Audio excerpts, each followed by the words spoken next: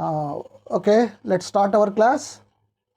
As we are discussing chapter number 5, Morphology of Flowering Plants. In our previous classes, we talked about flower. We defined flower. We understood the parts of the flower. I gave all the technical terms for the flower like pistillate flower, staminate flower, bisexual flower, and based on different characteristics we classified flowers.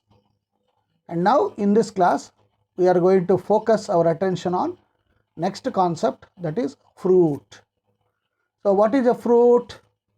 Fruit is, you can say, yes, in between voice is breaking. voice is breaking. Okay, I think I am at home. I am doing from my home. Signal strength is very powerful here. And just check from your side. I have kept maximum volume. Are you able to listen now? Everything else, sir, but in between breaking of voice is there. Okay, just check from your side, your signal. Everything is correct. Okay, I think I am able to hear you. Yes, sir. Okay, you are able to hear me? Hearing, sir, but voice is breaking in between. Okay, now it won't, don't worry. So, how to define biologically the fruit? We say ripened ovary developed after fertilization is fruit. So, biologically we say what is a fruit? If someone asks, you should say developed ovary. Developed ovary is a fruit. And in everyday day-to-day life you are seeing varieties of fruits. Okay, banana, apple, fig, orange, coconuts, tomato. See, so many fruits. And it is the characteristic feature of flowering plants. As I said, without flower there can't be a fruit. Why? In the flower only ovary portion is there. So there has to be flower first, then fruits will be formed. And there are certain fruits which are developed without fertilization. So a fruit formed without fertilization of ovary is called parthenocarpic fruit. Okay, parthenocarpic fruit, or we say false fruit, pseudo fruit, right? So apple is a pseudo fruit, it is not really fruit. You know why? Any guesswork? Banana is not a true fruit. Why? Any idea? Not having seed. Yes, it is not that. Seed will be there. When you cut the apple, are you able to see the seed or not? In banana also centrally there will be seeds, black ones. You must have observed, isn't it? Because in apple, it is not only the ovary that develops into fruit, it is the thalamus. Thalamus, remember, yesterday I told you in the flower, the base part, base bulged part is the thalamus. On thalamus only all the things will be coming, as you know. Okay, so in parthenocarpic fruit, it is not the ovary that develops, it is the thalamus that develops. That is the reason why we are saying that they are parthenocarpic fruit or pseudo fruits, false fruits. Okay, and what does a fruit contain? Like you must have seen in mango, coconut, fruit is called drupe. They are one-seeded and develop from monocarpellary superior ovaries. Now see the technical word, monocarpellary superior ovary. Yesterday we said, what is carpel? What is carpel? Any idea? We talked about this when we were talking about types of flowers, parts of flower. Okay,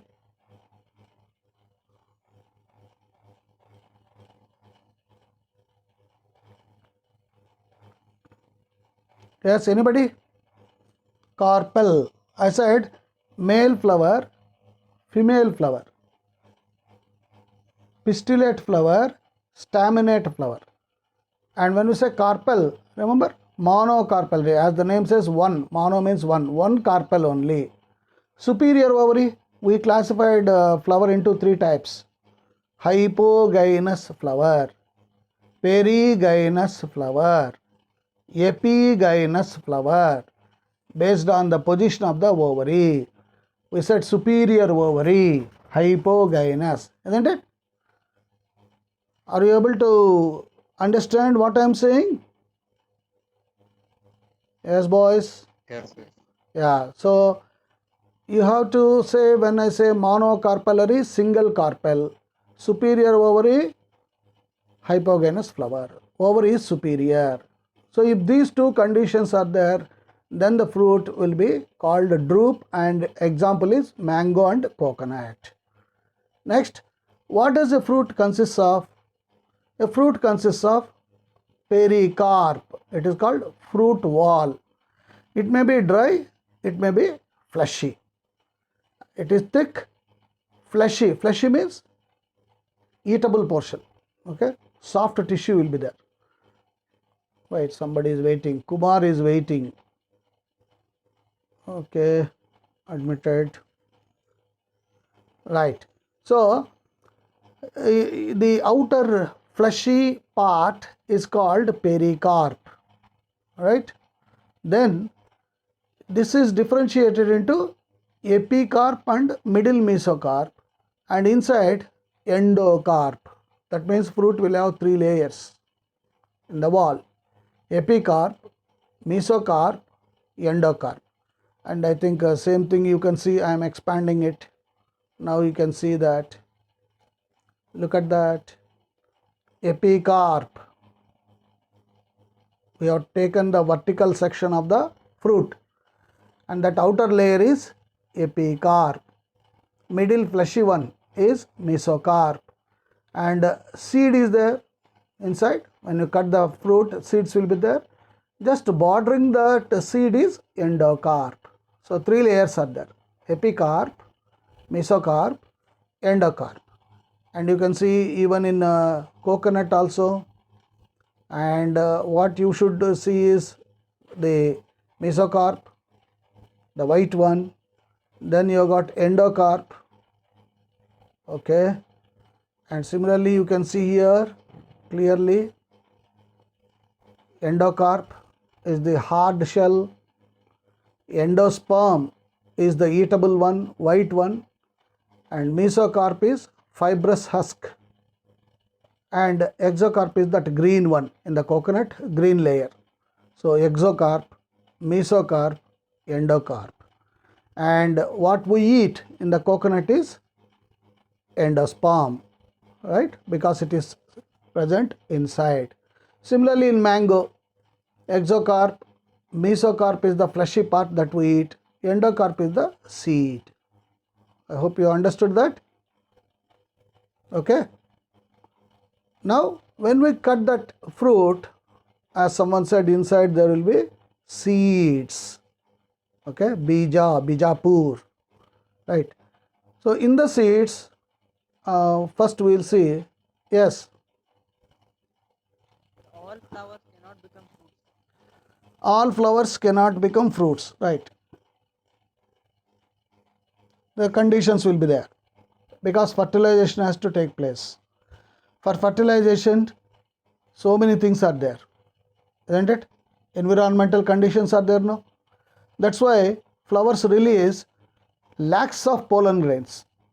All lakhs of pollen grains will not go to ovary and get fertilized. The zygote and embryo will not be formed, no? Some pollen grains will not reach ovary at all. Some will die before they become matured, because heat is there, heat conditions prevailing, sunlight, right, toxic environment. So many factors are there, no? It is just like fish in the sea or in river. Male fish will come and release sperms, female fish will come and release ova. There is no guarantee that each sperm will meet each ovum and get fertilized, zygote is formed. If that is the case, all the sea, all the rivers would have been flooded with fishes by now. But that's not happening now. That is the disadvantage of external fertilization, I told you, compared to internal fertilization. Okay. So, how to define seed biologically? What is a seed? We say developed ovule is a seed, bija, bijapur, right? We said fruit, developed ovary. Now you must have the difference between ovary and ovule. Fruit is developed ovary. Seed is developed ovule. Okay. So we say seed is mature ovule developed after fertilization. Obviously fertilization must take place first. Soon after fertilization, fruits will be formed. Inside the fruit, seed will be there. So seed is made up of seed coat and inside there will be an embryo.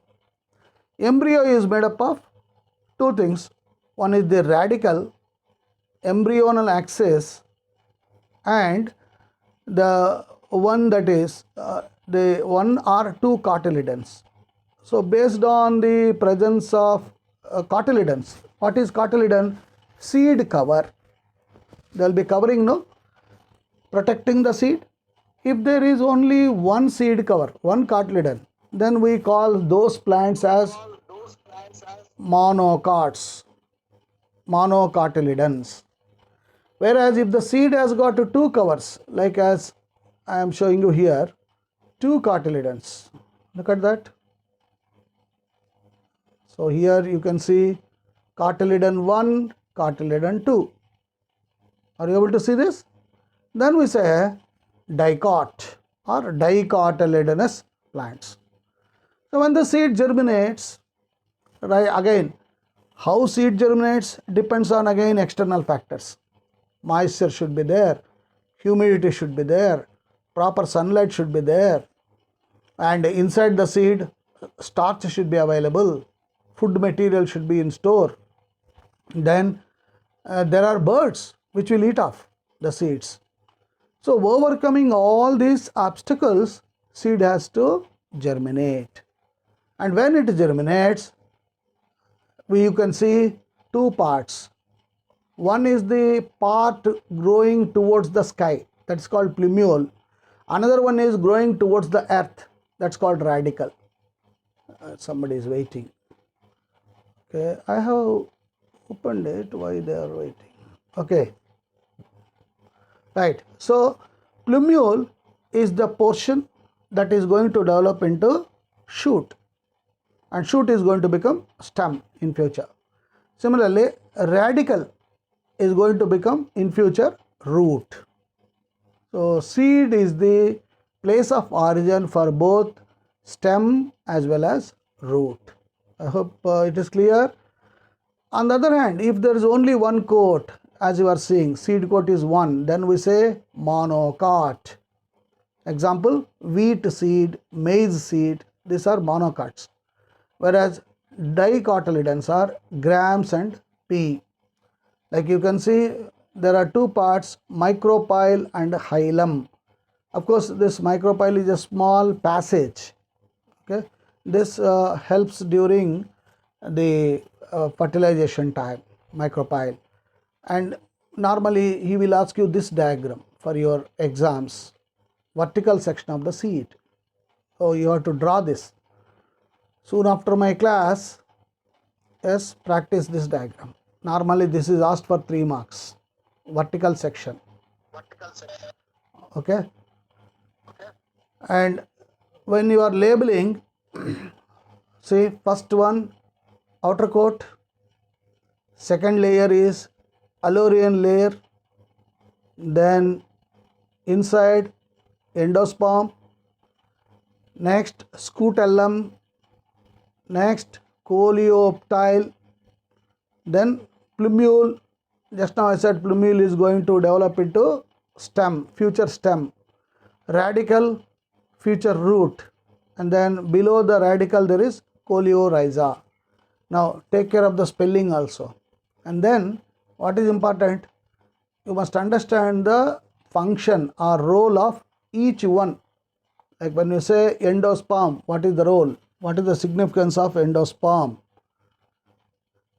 Endosperm is nutritive tissue. It develops or it helps by feeding to growing embryo. Inside the seed, embryo will be there. So who will provide food for that? So it is the endosperm that will provide nutrition to the growing embryo. Like that, what is the function of scutellum? What is the function of coleoptile? What is the function? Of course, plumule, radical, What is the function of coleorhiza? And you can see here aleurone layer. What is that function?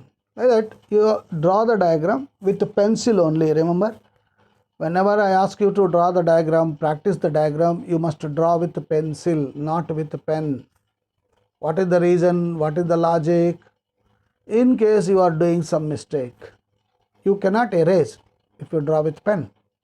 So draw with pencil, keep an eraser with you. And while labeling, I told you, arrow mark should be towards the part. Arrow mark should be towards the part, not towards the name. That means pinpointedly, accurately you are pointing where is that part in the given sketch. So try to put arrow mark towards the part. And also just like in army, single file, try to label on one side. All the diagram labeling should be one side in the diagram, so that you have that uniformity. When your examiner looks at the diagram, he is impressed. You are drawing a beautiful diagram, you are drawing a scientific diagram. The diagram has got axis. Okay, don't draw with start off with the left side and reach the right side. Don't do that. See that it is at axis, vertical axis is correct. And second, proportionate diagram. Do not draw endosperm very big and the remaining part, coleoptile and other parts very small. Let the diagram be proportionate. So when you are drawing this, you should take care of these issues. Okay, right. Now, so I want you to, in the group, in our WhatsApp group, after drawing the diagram, labeling it, finding out the function of each one, put a thumbs up in our biology group. I understand that you have done some homework. Okay. Now we go to the next slide. The outermost covering of the seed is called seed coat.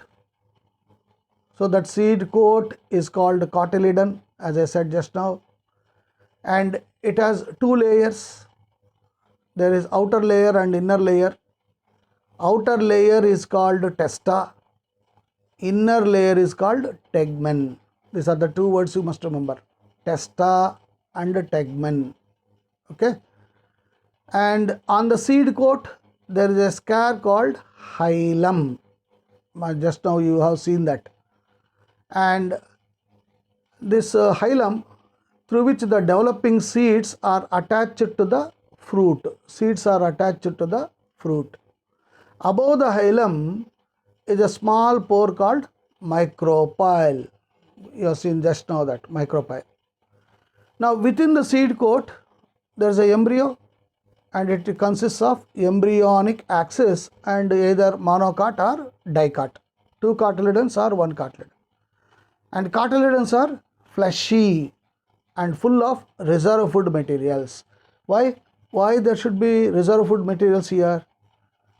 They will be very useful for the growing embryo. Otherwise, if nutritious material is not there, then in the absence of nutritive materials, the embryo will not survive. And at the two ends of the embryonal axis, as we discussed, there are two things. One is radical, which grows into the soil and becomes root in future. And there is plumule on top, which is growing towards the sky, and in future it is going to become stem.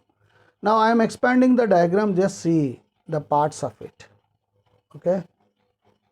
Now you can see that we said testa, outer layer, tegument. Okay, tegmen, testa, tegment, two layers, outside, inside. Then you can see the presence of radicle and above plumule, and then cotyledons, that is seed coverings, covering of the seed. Then hypocotyle, and of course plumule already we discussed.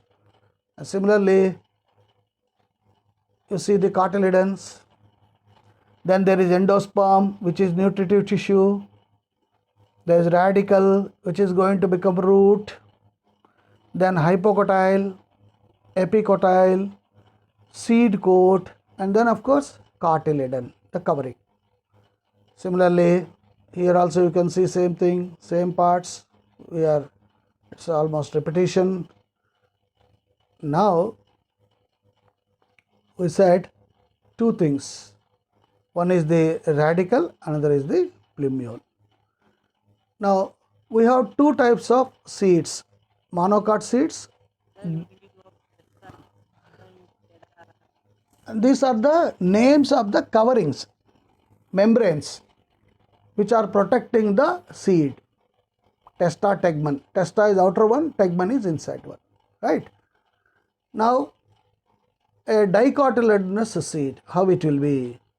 Now you see, in some seeds such as castor, castor seeds, I think some of you must be using castor oil in the home. The endosperm is formed due to double fertilization. It is a food storage tissue. Okay, as we said, endosperm is nutritive tissue. And I think you remember double fertilization in our previous chapter we covered. Any idea of double fertilization? Anyone can remember? What is double fertilization? Fertilization 1. It will become at two stages. Okay. What is fertilization 1?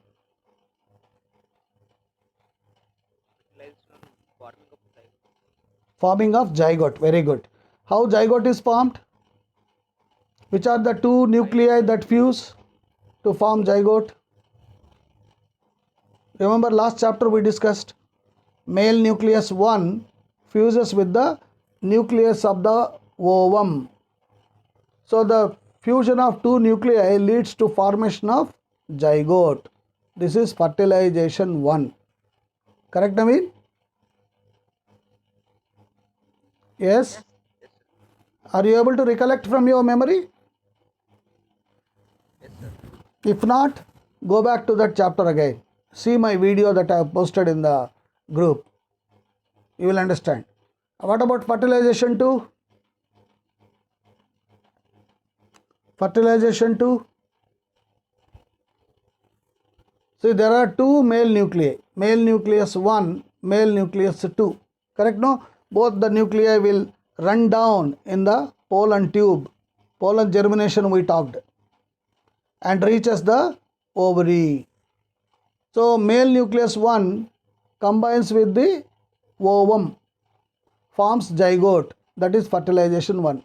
Male nucleus 2 is waiting now. It will combine with polar nuclei. Two polar nuclei are there. So male nucleus 2 with the two polar nuclei, 2 plus 1, 3, we call it triple fusion. Correct? I think you are getting into memory. And the triple fusion, triple fusion forms endosperm. We said PEN, remember? PEN, we said. Primary endosperm nucleus. And that primary endosperm nucleus becomes endosperm. That is how seed gets endosperm, thanks to fertilization 2. So fertilization 1 plus fertilization 2 is equal to double fertilization. Fertilization 1, zygote will be formed. Fertilization 2, endosperm is formed. So formation of zygote and endosperm is the resultant of fertilization 1 plus fertilization 2 leading to double fertilization. And thanks to this endosperm, because of the presence of endosperm, which is nutritive tissue, all the seeds will be having it, and they are able to feed that nutritive tissue to the embryo. So the embryo survives. I hope I have made it clear now. Yes, sir. Yeah. So here you can see the structure of dicotyledonous seed. So castor seed he has taken, and in plants such as beans, grams, peas, the seeds are non-endospermic. Means there is no endosperm. Endosperm is not seen in that seeds. Means it is consumed. Everything is consumed by the embryo. And in monocot, generally monocot seeds are endospermic. Means in monocots there will be a lot of endosperm. But some are non-endospermic, like orchids. Orchids, you know, beautiful flowers, flowering plants, grown in hilly areas. Bettad hoovu antivalla, orchids.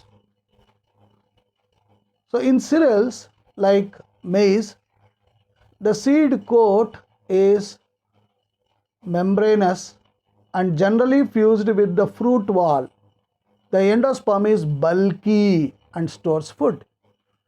The outer covering of endosperm separates the embryo by a protein layer called aleurone layer. Just now we said what is that aleurone layer. Now see, I am just expanding it. Yes, now you can see that aleurone layer. Did you see? So there is endosperm, very big amount of endosperm, and there is aleurone layer.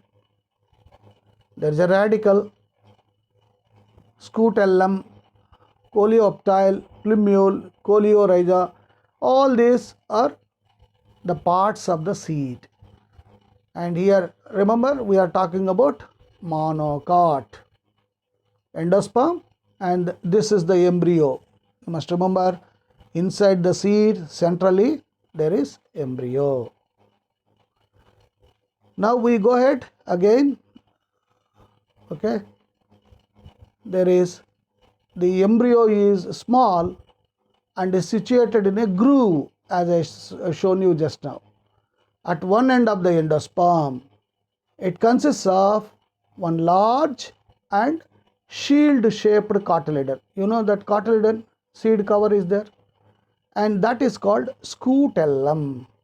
Okay, and the short axis, there is a short axis with plumule and radical. The plumule is protected in a sheath called coleoptile. Are you seeing that part, coleoptile? I hope you are able to see the scutellum, coleoptile, and radical is protected in a sheath called coleorhiza. See, these are the various parts and the significance of each part. So what you have to do today, as I said, draw these diagrams. Since I have already shared this PDF with you, keep one separate biology notebook and start writing this, drawing the diagram, labeling it, and after labeling, just below the diagram you write the significance of each label. Suppose if a seed, let us say, doesn't have endosperm, what will happen? If a seed doesn't have aleurone layer, what will happen? Seed doesn't have coleorhiza, what will happen? Like this. Then you understand the importance of each part of the seed. I hope you understood. And after doing this homework in our group, just put on hands up. Now we are going to the important one. I am just trying to teach you only technical words today. Tomorrow we will go for in-depth description. It's a semi-technical description of a typical flowering plant. Of course, already we can describe this in the form of two things. One is called floral formula, another is called floral diagram. Just like in chemistry, you are writing chemical formula, no? Like hydrosulfuric acid, hydrochloric acid, HCl, H2SO4, KMnO2, like that you are writing, no? So here, instead of writing like a story, we can also use formula, that is called floral formula. So when you write this floral formula, you are describing the entire plant. You are describing what type of flower it is, whether the flower has got both androecium and gynoecium, whether it has got calyx, corolla, androecium, gynoecium, if parts are there, how many, all these things will be there. Okay, that's why we call it as floral formula. The moment you write floral formula means you know perfectly about that plant. You know everything about that plant. Based on that floral formula, you can draw floral diagram. Like here he has put plus. Okay, what do you mean by plus? Any idea?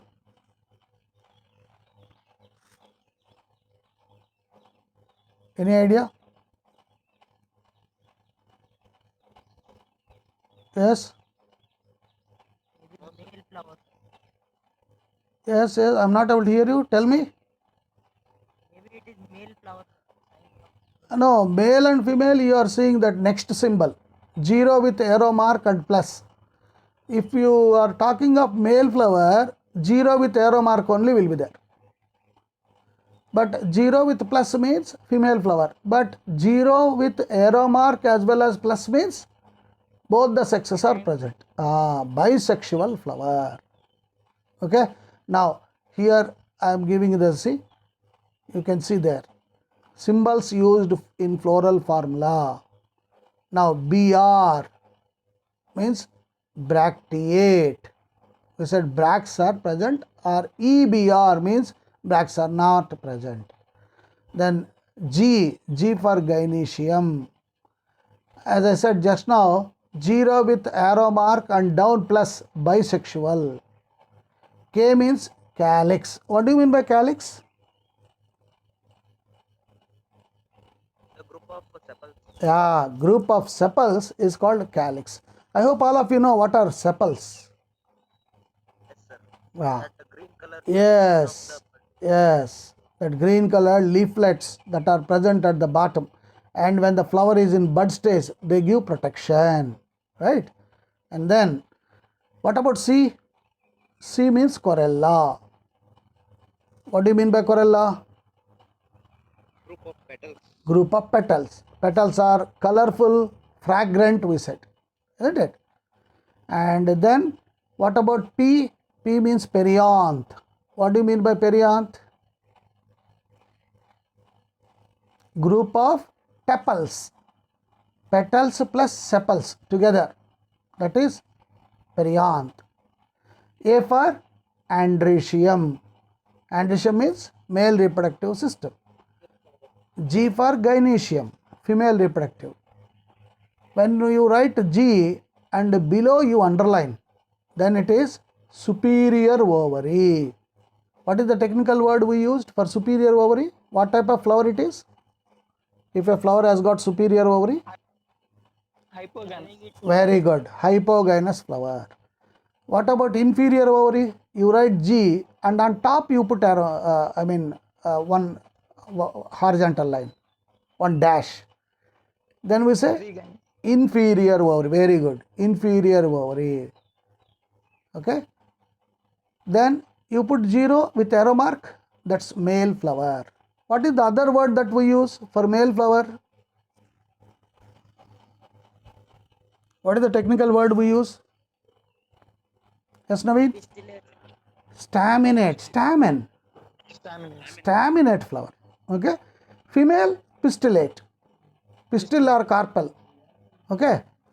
And just now I said, if both are there, 0 with arrow mark as well as plus, then it is bisexual.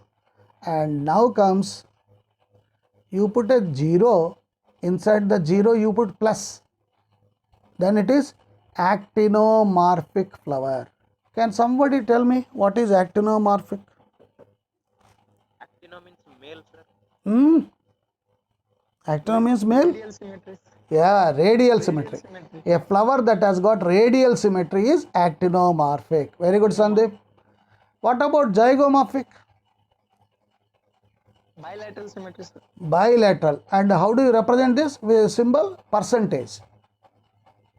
Zygomorphic percentage. And then you put brackets. That means fusion, means jointed. Like sepals joined, petals joined. Then we say fusion. And you put one bracket on top, then it is adhesion. Adhesion means almost attached. Adhesion. So these are the various signs, symbols we use. And all writing all this, okay, when you write all these symbols in a particular way, that's called floral formula. Right? Now see here, I am giving homework. On top you can see one floral formula that is given to you. Where is that? Yeah, here is that. Yes. Now there is a 0 with plus. What is it? 0 with plus? Actinomorphic, sir. Actinomorphic. Do you know what is actinomorphic flower? Radial symmetry. All of you know. Very good. Next, 0 with arrow mark and plus? Bisexual. Very good. Bisexual. When you write K, K for? Calyx. For Calyx means sepals. How many sepals? 2 plus 2. There are 4 sepals. 2 are joined and another 2 are joined. So 2 plus 2. C for? corolla. Corolla. Very good. Corolla means group of? Sepals. Hey, Petals, sir. petals, petals, colorful. So 4 means 4 petals are there. What about A? A for androecium, male reproductive. How many pollens are there? 2 plus 4 means 2 bundles, didelphus we said. 2 bundles of stamens are there. 2 stamens are in one bundle, 4 stamens are in another bundle. So didelphus, 2 bunches are there. What about gynoecium? G, G for gynoecium. And when you are writing below the G, underlining, what do you mean by that? Superior ovary. Superior ovary. And when you cut that ovary, how many rooms are there? 2 rooms are there, locules. So this is what the description. Understood? Yes, sir. Yeah. Tomorrow we will discuss. We need to discuss 2 families. Tomorrow we will discuss one. This is normally a 5-mark question from this chapter. So focus on that, and lot many multiple choice questions will come because CBSE has decided in the month of November, December you will have MCQ pattern exam. So lot many things will come from this. Yeah, someone has got a question. Superior ovary, how 2 rooms, sir?